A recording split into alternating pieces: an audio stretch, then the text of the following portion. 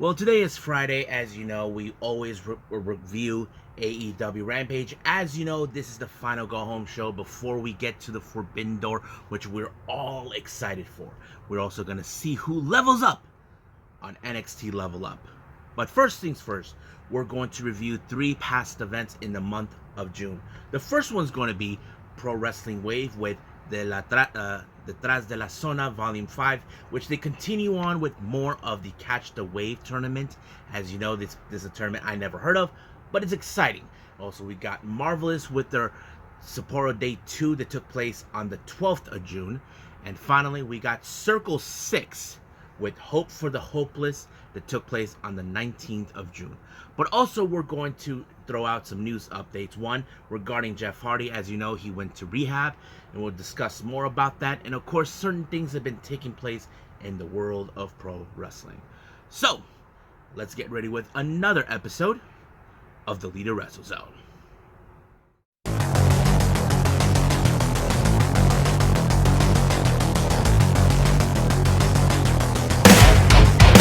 Are you ready? Get up, get up! Get up, get up! Get up, get up! Get up, get up!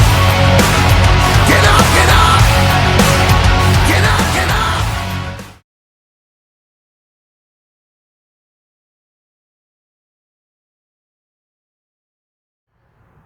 Welcome everybody to the Leader Wrestle Zone, all things that it's pro wrestling with AEW, NXT, New Japan Pro Wrestling, Impact Wrestling, the National Wrestling Alliance, various promotions, wrestlers, matches, and championships. I am your host, Gerard here. So, let's begin with, of course, Pro Wrestling Wave. Now, if you guys are big fans of the Yoshi Wrestling stuff, this is the channel for you. If you guys love it, you guys love what I review for what events they have, this is your channel. You definitely enjoy the reviews.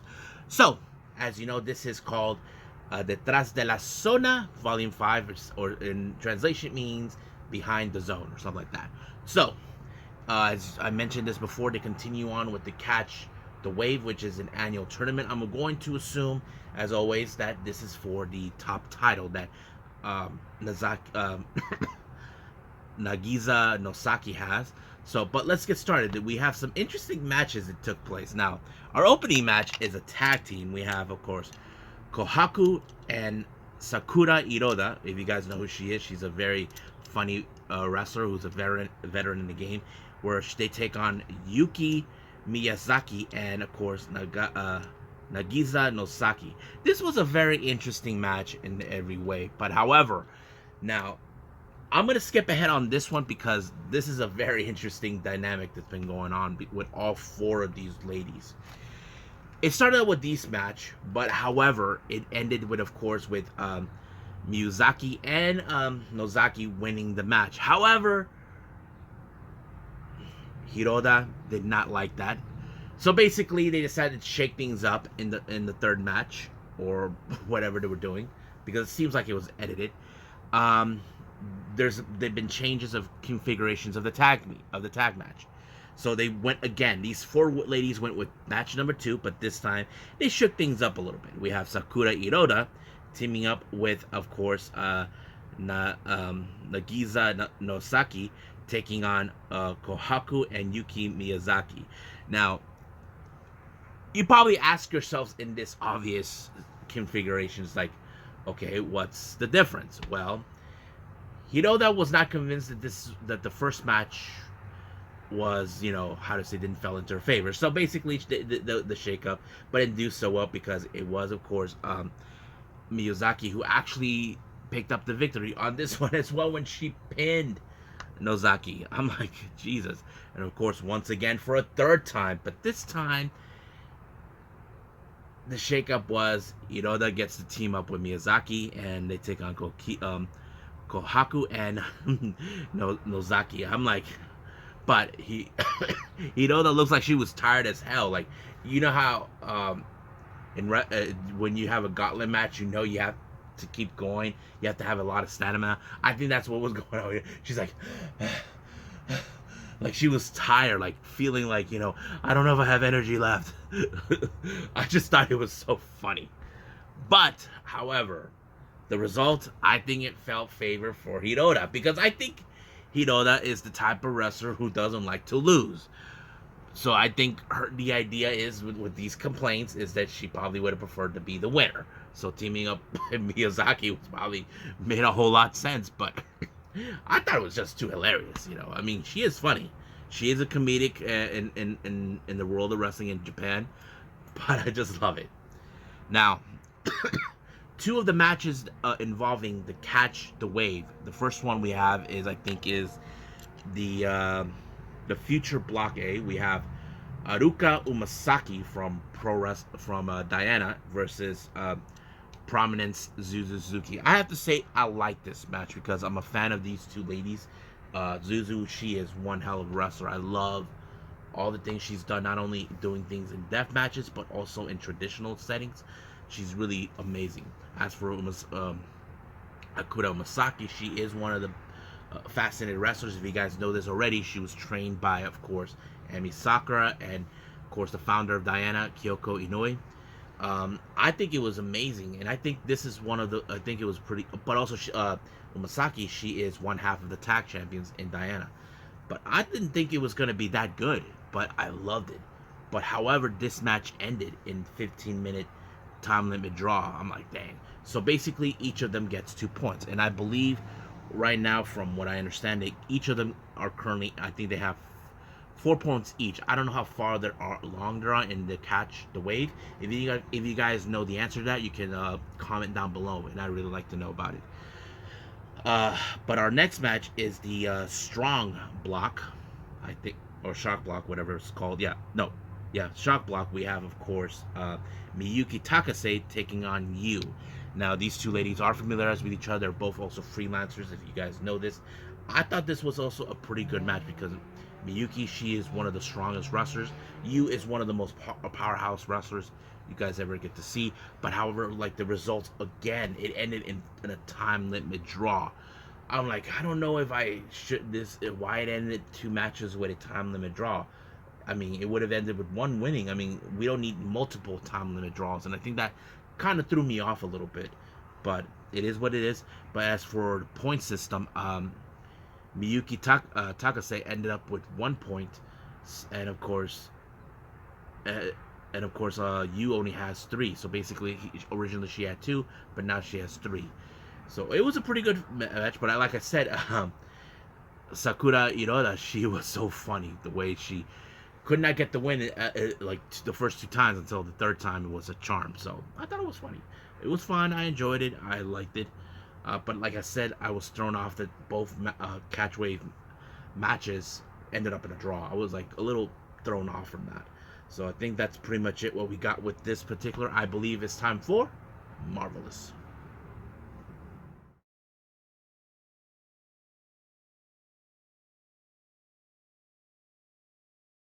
Alrighty then, so let's move on with Marvelous here. This is day 2 of their Sapporo show. Now, just to make this on record, no, I did not see day 1. I don't know why Watch Pro Wrestling.live did not put day 1. Made no sense to me, but I'm not gonna argue. There were some interesting good matches they did have on this one. So let's begin with those. Our first match, we have a 3-way. We have Chiozari of Pure of Pure J, Saki from Colors, and of course Chikayo Nagashima. Now, anything could happen in these 3 ways, as I mentioned time and time again. But it was a pretty interesting match. Now, you probably say, who could possibly win it? Now, I did not anticipate a whole lot in this one, but I was surprised that it was Chiozari who picked up the victory when she pinned Nagashima. That gives her the W. Our next match we have, of course, is a male showcase match. We have Leo Osaka versus Noriguchi Yoshida. Now, I want to make this clear for everyone about this guy. Yoshida, the day before, he was at Glee with Glee doing a show, and he appeared in this one. I did recognize him the moment I saw him, but I didn't. I was like practically saw this match was like very interesting. The reason I saw Yoshida was more of the dominant wrestler in this match. Now Leo, he's the young up and coming wrestler who is still on the learning curve. But however, I did not anticipate how he was. He's been like tossed too many times onto the mat. But however, the mistake that Yoshida made, as you guys seen on various occasions in any wrestling match, it doesn't matter where or when it happens, the wrestler gets cocky by lifting up the opponent, while the referee's doing the 3 count. But that was his mistake. He was about to do something until Leo was able to turn around, rolled, rolled him up, 1, 2, 3. Leo won by an upset. And I'm sure Yoshida was not happy with the idea how this happened, but it was his own arrogance that cost him the match. Now, I don't know what they said in the promo, but I'm sure that Leo knows for a fact that he will be targeted by Yoshida next time they come across each other. Now, our next match, we got a very interesting one. The old school versus new school. We have, of course, is Yurika Oka taking on Tomoko Watanabe. Basically, these are two ladies, as you know. I've seen Yurika Oka. She is a fantastic wrestler.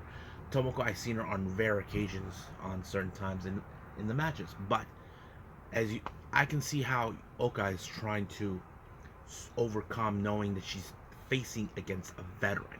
Now, if you're a wrestler, you know for a fact if you're facing you have to put every ounce of energy, every ounce of pound for pound to overcome someone of much better experience. But it did not do any good for her until Tomoka actually put the lariat on her while she was sitting down on the mat, and boom, 1, 2, 3. Good night, Yurika Oka. Now, our next match, we have the youngest, Aya Hosen, taking on, of course, Marvelous Ace. I believe if she really is the ace. Takumi Iroha. Now, this was a very interesting match. Now, Zoe, she actually is the toughest competitor. I've seen how she has like this tough girl attitude on many occasions, but when it comes to Iroha, she is one of the most best wrestlers ever. I've seen her on various occasions how she is that good, and of course, she defeated her, and it was amazing. Basically, the youngster actually had to learn a whole lot from someone with Iroha one way or the other. Now, our main event is for the AAW tag team titles. We have Riko Kawahara and Maria taking on the champions Izuki Aoki and Rin Kadokura. Now, before then, I was following what's been going on with Marvelous on Twitter. Maria had an attitude problem towards Riko on various occasions until the founder of Marvelous was trying to get into her senses, trying to tell her, enough with this crap of your attitude. So what she wanted is Riko and Maria to team up. So basically, Maria has to listen to her senpai, as you know, her master, knowing that she's right. But they had successful tag team matches, which led to this championship match. However, it was really good, but unfortunately, Maria came up short. She was disappointed in herself when it was a fact Aoki who pinned her. Maria was very saddened that she did not get this. I know she's thirsty for some gold, but at the post match, I know for a fact that Riko feels this is not the end right now. So basically, they have to go back to the drawing board to get back on top and find a way to obtain these titles. So don't get me wrong, it seems like Maria and Riko are getting along great, because I don't know for sure if that's the whole point, is to have these two team up. They almost have they both like to dance, but their dancing styles are a little more different. So it was pretty good, but that was pretty much it what took place. I believe right now let's move on to Circle 6, but by the time that comes out, you might see a different background. So let's get to that right now.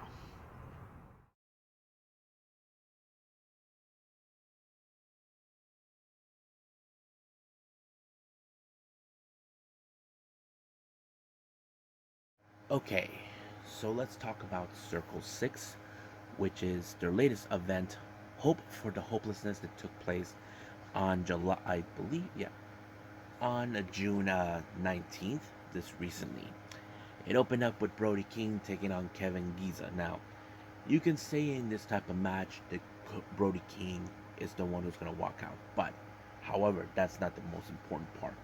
Kevin Giza is a much smaller individual, but I have to say that he did a fantastic performance. Knowing he's taking on a big monster like Brody King. That's what I liked about this match. But however, it was over from the moment we all know we saw the Gonzo bomb. It was done. So, 1, 2, 3. Good night, Giza. Now our next match we have, of course, is Killer Cross versus the Samoan Werewolf Jacob Fatu. I have to say, what a great match too. I love these type of matches where these two wrestlers who are amazing in their own right. But the obvious question is who walks out? And to be honest, I was a bit biased because they're both excellent wrestlers. But until then, it was of course Killer Cross who put Jacob away with, of course, the chokehold, and it was done right from there.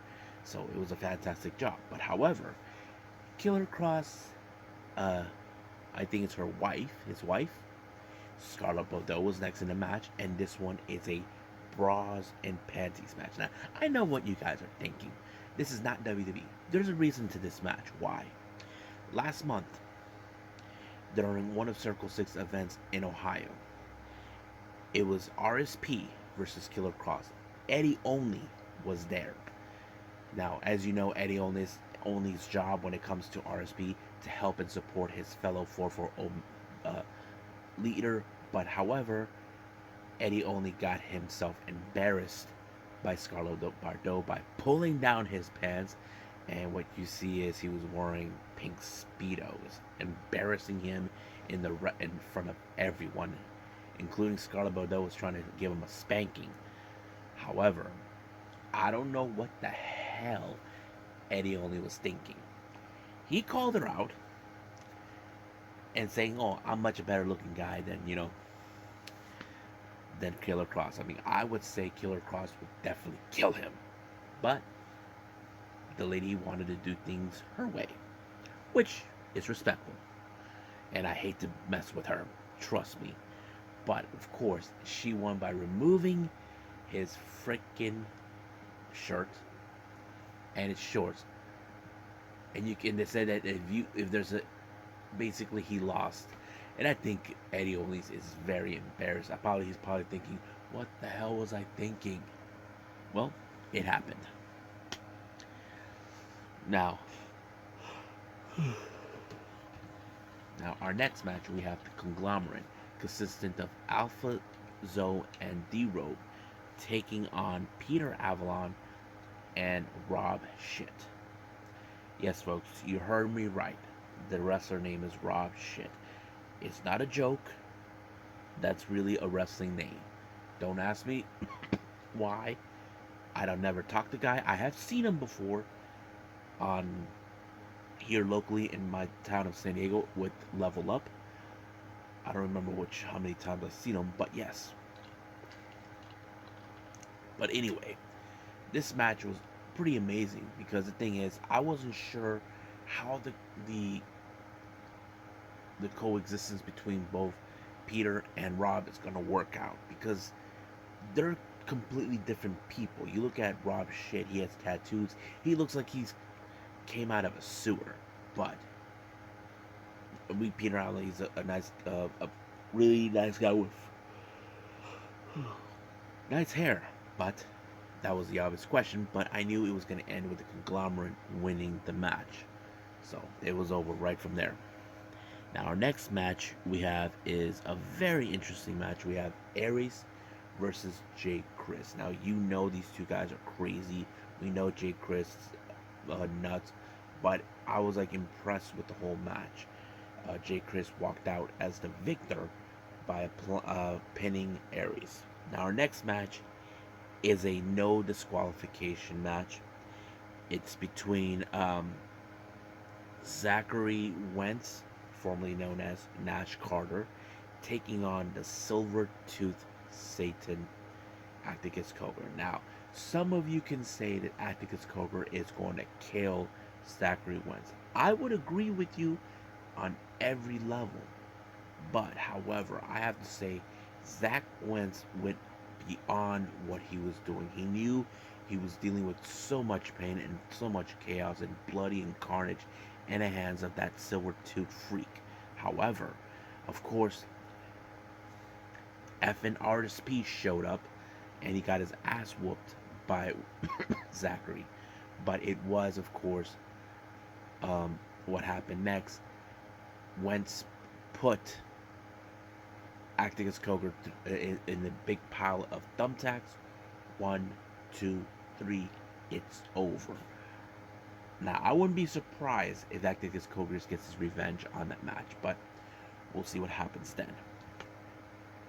Now, right before they were cleaning up the whole thing, they announced that Ace Perry, who is one half of the current AAW Tag Team Champions, will be making his debut soon with Circle 6. But however, they did announce for 2 upcoming events in the month of July. The first one, they're going to be back to back. First one is called Gangrene, that will take place on July 22nd in Detroit, Michigan. And then later on July 23rd, they go back to Cleveland, Ohio for Here to Stay. And I'm very excited for those events.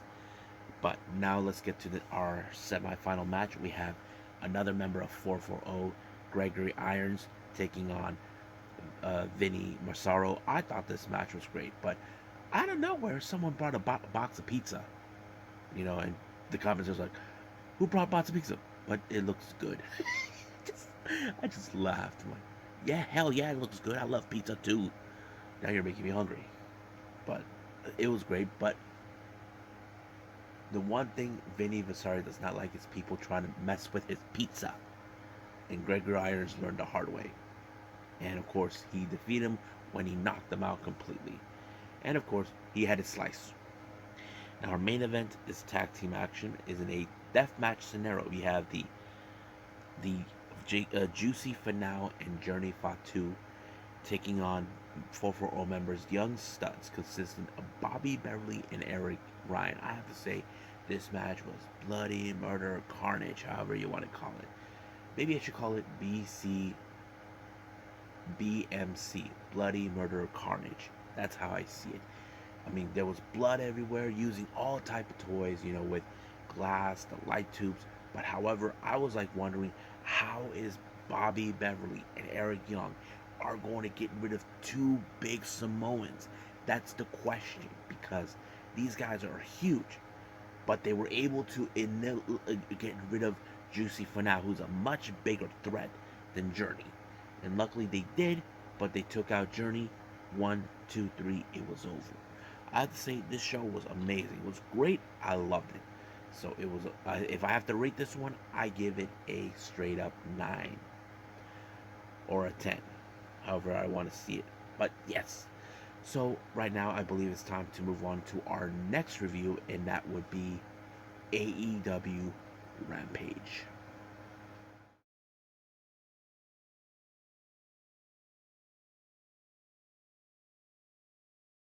Okay, so let's talk about AEW Rampage. As you know, this is also the final go home show before the Forbidden Door.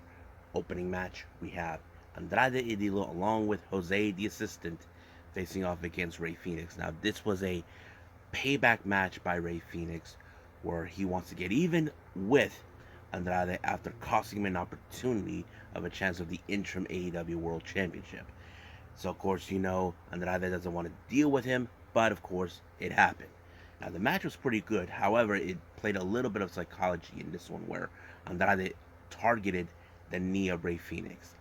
But I think the best moment came around is near the end when we saw, the ref was distracted by, of course, the seconds getting involved, Jose and Alex Berhamontes. But what we did not anticipate was the arrival of El Toro Blanco Rush. Now, we know for a fact we've been expecting him, but we just didn't know when or how it was going to happen. Well, it looks like you know, we expected it, but we just didn't know. But it happened. As you know, it's been told now that the faction known as La Facción Ingobernable is in the house. So what happened is Rush kicked him in the groin, allowing for Andrade to win. And however, Penta shows up in the post match with a shovel to get even with these two guys for what they've cost. So basically, we will see a feud between possibly those Lucha Brothers against both Rouge and Andrade. Now, as you know, Eddie Kingston, as you know, has been in an all-time war against Chris Jericho dating back from one of the last pay-per-views we had. As you know, Jericho refuses to give respect to Eddie Kingston, so he said that at Blood and Guts he's gonna taste his blood. And of course, Jericho was like I was like, huh? Complaining, moaning about that it's disgusting like that. Yeah, that's who he is. So I thought it was great. Now, as you know, recently we've been seeing Swerve and Keith Lee not seeing eye to eye. That dates back since that Casino Battle Royale on last week. Um, Recently on Dark, or was it Dark Elevation, one of the two, they did had a tag match, but they weren't seeing eye to eye. However, Swerve decided, look, I get it, you're pissed. We don't see eye to eye, but we need to make wins. So they put themselves in a buy-in against members of Suzuki-gun. We have, of course, they're going to face Kanemaru and Desperado. I'm really excited to see that. Now, some people can tell me the buy-in is not going to be interesting. I will see it because, A, probably there'll be things you probably won't see. If I were you guys, watch them. If you guys never seen Kanemaru or Despi, then you guys don't know what you're missing. Now, our next match is our very interesting women's tag team, Serena Deeb and Mercedes Martinez taking on Sierra and Laney Luck. Now, as you know, these two ladies have been doing that, whatever you do, I can do better sort of thing. So that's how it always ends between those two. I mean, I'm waiting for the moment, where Serena Deeb would want to challenge for the ROH Women's Championship. That is something I know it can happen. Excuse me. Now, we haven't seen or heard from this guy for quite some time. Not since Ring of Honor's Supercard of Honor. As you know, we've been here. There's been talk about possibly ROH having a TV deal, but we're still waiting on that. But Tully Blanchard has posted out a video package with his little group known as Tully Blanchard Enterprises, but that doesn't end there. As you know, we have Jonathan Gresham, the current ROH World Champion, along with Lee Moriarty. They were doing their interview until they were interrupted by Tully. Now, however, Jonathan Gresham decided that that he and Lee Moriarty will be in a match together. So that kind of sets up possibly for a chance where we'll see the Ring of Honor World Champion being put on the line. Now, our next match, we have Hook versus DKC. We've been aware that Hook is going to be facing someone from the LA Dojo. Wasn't sure who. There was a bunch of possibility. One of them, I thought it was going to be Yuya Uemura. Obviously, no. It was DKC, but of course, it ended with a chokehold by Hook, giving him the win. Danhausen wasn't present, if anybody asked. Now, our last match, we have Jeff Cobb versus Cash Wheeler. This match was a balls to walls type. As you know, we have two men who are two tag team championships. We have Jeff Cobb, who is one half of the IWGP heavyweight tag team champions, and of course we have Cash Wheeler. He is double champ of the AAA and ROH tag team champions. So that's kind of puts it in a perspective. As you know, this whole thing began, of course, where FTR stated that they have those titles on the line, the IWGP titles. They want those titles, but however, you know how United Empire are. They're trying to prove that they are currently the most dominant tag team at this point. The match was going crazy, but however, at some point during the match, we see Great O'Khan come out, but right from behind him, Dax Harwood shows up. Then here comes Ospreay and the rest of Aussie Open tried to give him a beatdown, but what they didn't see, here comes Roppongi Vice and Orange Cassidy. As you know, this is going to date all the way straight before we get to Forbidden Door. So I think the match might have been called as no contest. So if I'm wrong, correct me. So this became a total mayhem. And of course, while that was happening, Eddie Kingston shows up out of the blue and attacks Jericho while he was doing commentary. And of course, King Jericho doing everything in his power to get away from him. Like, he doesn't want to deal or compete with him, but finally was able to get away with him. But Eddie Kingston gets the last laugh, knowing that he has him right where he wants him. So we'll see what happens. He will come across Jericho at both Forbidden Door and Blood and Guts. But the real mystery that many fans are asking, who is Bryan Danielson's replacement?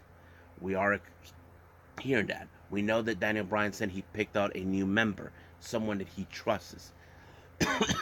And of course, this particular person will be facing Zack Sabre Jr. at Forbidden Door and will be taking Bryan Danielson's place at Blood and Guts. So we will see that. So that's the real mystery. I know some of you have been talking about it. I don't want to speculate it. I don't want to say it's true until it happens. That's me.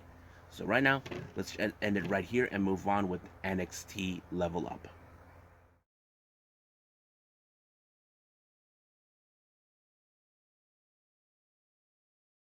Okay, let's see who levels up here on NXT Level Up.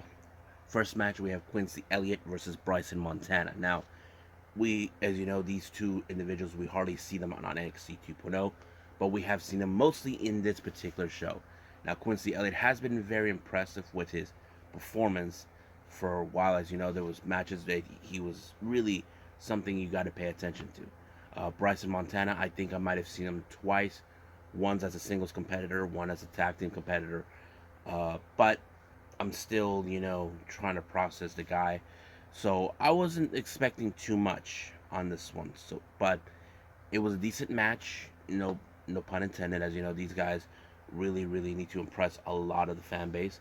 And I say Quincy is one of those guys that right now he is making a huge, impression with the fans. And I think that's what makes it more important with him. Now, do we think we will see him in NXT 2.0? Possibly yes.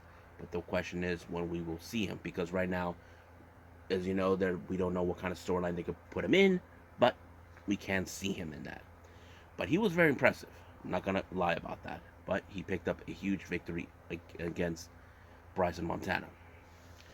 Now, our next match, we have Kiana James versus Brooklyn Barlow. Now, I will confess, I don't know if I ever seen Brooklyn Barlow. I might have said that maybe she's one of the most newer girls from when they first started recruiting people. But Kiana James, I think this is more of a how do I say, a warm-up match. Because as you know, her storyline is towards Indy Hartwell. Indy Hartwell, as you know, is trying to get back on track. When things were changing, I know many fans were disappointed how things have changed. I know she had a good thing with the Garganos, and then the thing with Dexter, Persia. That kind of went sour for us fans, realizing we really liked what was going on, but it didn't happen.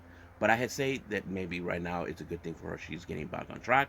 And I think it's telling us Kiana James is possibly going to be a very suitable rival for her. As you know, this type of match tells us, Kiana James is trying to show what she can do. I want to confess to everybody about this one. I don't know exactly if they're trying to make her be kind of like Dana Brooks when she joined Titus Worldwide. If you remember how she's saying, I crunched the numbers. That kind of reminds me of that. I don't know if they're trying to bring that type of thing back, but I cannot speculate on that if that was the case. But she is impressive, not gonna lie. Before she had a different look before she had that little smart looky look, you know what I mean? But she was impressive, not gonna lie. So she picked up a really good victory. But like I said, I don't know if I ever seen Brooklyn Barlow on NXT Level Up recently. If she has, because if she has, I'm sorry I didn't see it. Now, our next match we have Ikemen Jiro, who we haven't seen for quite some time, taking on Ru Feng, who also we haven't seen for quite some time. So this is a very interesting matchup. Now, I'm a fan of Ikemen Jiro, his gimmick and all this, as you all may or may not know. But it was really fun. It was interesting. As you know, there's time and place for fun. But Ikemen Jiro has always be one of those favorites that fans can get behind on. Now, Ru Feng, we know we can get behind him, but we need to see him more. But it was Ikemen Jiro who walked out as the victor, and it was great to see him. So I think that's pretty much it what we got. So let's end it here and move on to our last thing we're going to do is news updates.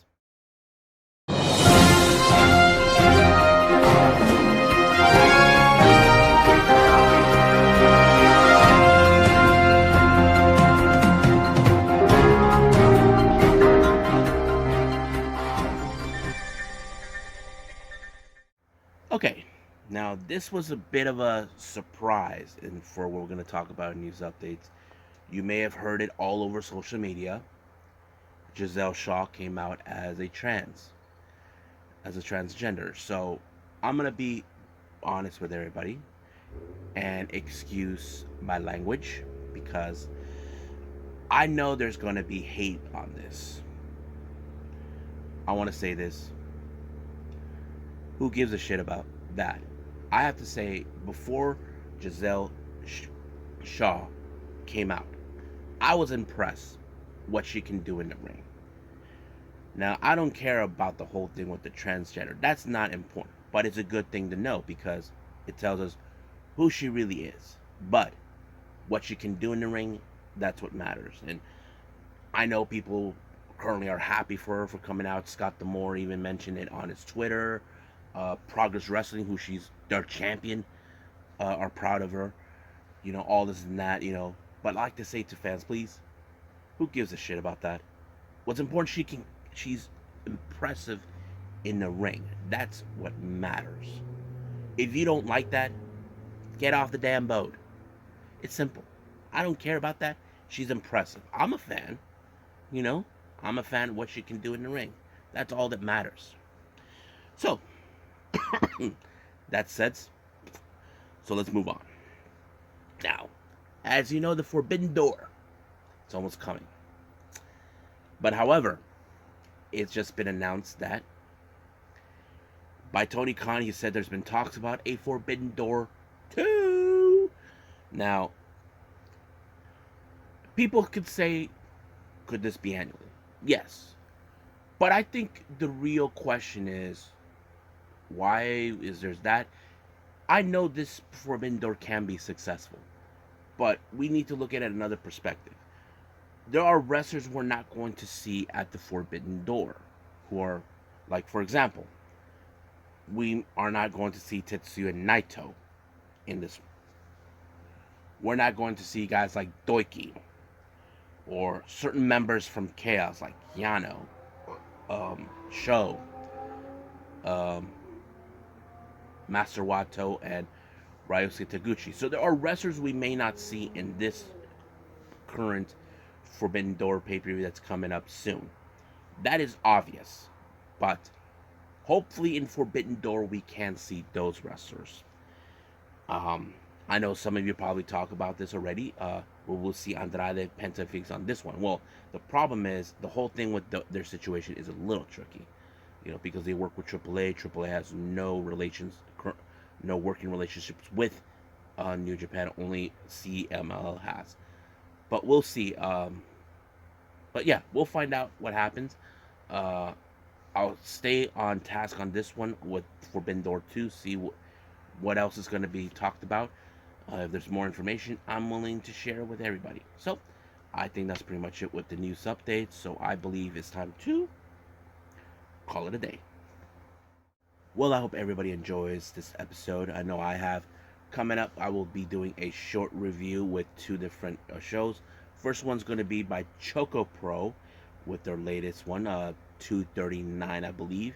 There's 3 matches that have been set. The second one is going to be NWA USA. Now, if there's any news updates that I will be throwing in, I'll do it. The next episode after that, I might do maybe 2 or 3 at the most. As you know, we have New Japan Strong, I believe. I don't think there's any pay-per-views until tomorrow, until Sunday, which is the Forbidden Door. Oh, wait a minute, there is one. I forgot, Warrior Wrestling 24. I haven't seen 23. I might do 23 on the next one. On the next one after the one I'm gonna do, but we'll see what happens. So for now, I'll see you guys in the next DWZ time, same DWZ channel. I must bid all of you adieu. So goodbye, mwah, and have a nice day. Bang.